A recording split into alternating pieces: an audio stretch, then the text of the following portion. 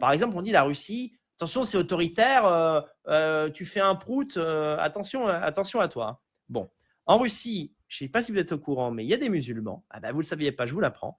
Et figurez-vous que ces musulmans, parfois, ils tuent des Russes ethniques. Ah, les musulmans russes, ils font comme les terroristes islamistes en France. Des fois, ils s'occupent d'un autochtone.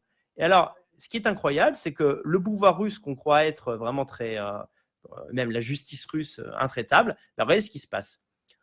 En 2016, cette nounou, en fait, a décapité l'enfant dont elle s'occupait. Voilà. Dingue. La nounou qui avait décapité une fillette de 4 ans a été libérée après 5 ans d'internement. Et la raison va vous surprendre. Vous allez voir, ça va vous rappeler rien du tout. Les faits s'étaient déroulés le 29 février 2016 à Moscou, en Russie. Ce jour-là, une nounou âgée à l'époque de 38 ans avait décapité Anastasia, la fillette de 4 ans qu'elle gardait. Donc c'est ça, nounou. C'est des trucs ignobles. Imaginez la fin de vie de cette jeune enfant.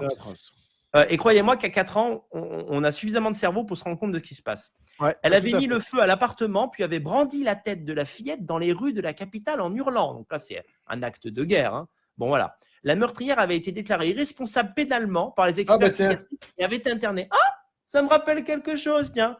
Voilà, c'est pas de sa faute. Les parents d'Anastasia avaient contesté cette décision, on l'imagine, car la nourrice vivait avec la famille depuis plusieurs années. Et selon eux, elle ne souffrait pas de troubles psychologiques.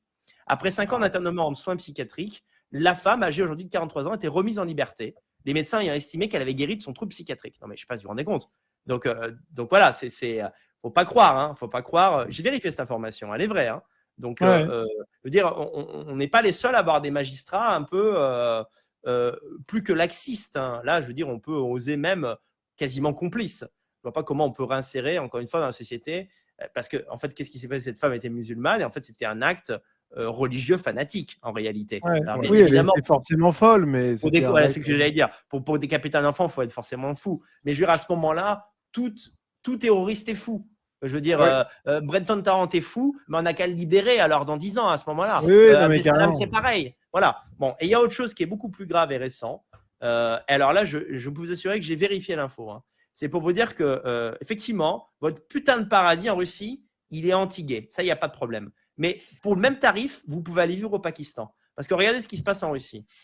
Eh bien, en Russie, figurez-vous que les militants anti-islam, c'est Poutine et la Tchétchénie qui s'en occupent. Alors, qu'est-ce qui se passe? Eh bien, regardez ça. Voilà. Donc, le président russe Vladimir Poutine a déclaré que les personnes accusées d'avoir brûlé un Coran purgeront leur peine dans des régions à majorité musulmane de la Fédération de Russie. Ah, super. Donc, voilà. Tout comme nous avons changé la commission d'enquête de Tchétchénie d'enquêter sur ce crime de destruction publique d'un Coran, là, je vous dis simplement, je suis en train de vous dire que vous avez plus de liberté islamophobique au Danemark qu'en Russie. Hein. Voilà. Ils purgeront leur peine, comme l'a déclaré le ministre de la Justice, dans des prisons de l'une des régions de la Fédération de Russie à population majoritairement musulmane. Donc, c'est une punition, en gros. Hein. Donc, quoi, tu trouves qu'il y a trop de musulmans en Russie? Tu as brûlé un Coran, on t'envoie direct en Tchétchénie. A expliqué le président russe, c'est Poutine, hein, qui a dit les musulmans, vous inquiétez pas, celui-là, on vous le donne. Cette déclaration fait suite à l'affaire de Nikita Zuralev, 18 ans, qui est soupçonné d'avoir brûlé un Coran à Volgograd en mai. Il a été transféré dans une prison de Grozny en Tchétchénie dans l'attente de son procès. Mais c'est l'enfer. J'ose même pas imaginer ce qu'il va vivre, ce garçon. Les avocats du jeune homme ne comprennent pas cette décision. Il n'y a rien à comprendre, quoi. C'est la Russie. Hein. En gros, c'est la lettre de cachet, quoi. C'est goulag. Ne comprennent pas cette décision car un procès dans le droit doit avoir lieu dans la région où le crime a été commis. En raison des circonstances de cette affaire et des spécificités de la région, il existe un risque raisonnable de torture et même un risque pour la vie de ce jeune homme, a déclaré Katarina Vanslova, une avocate. Voilà. Donc, la Russie actuellement, vous savez ce que c'est? C'est la ligne d'Alain Soral. Donc, effectivement.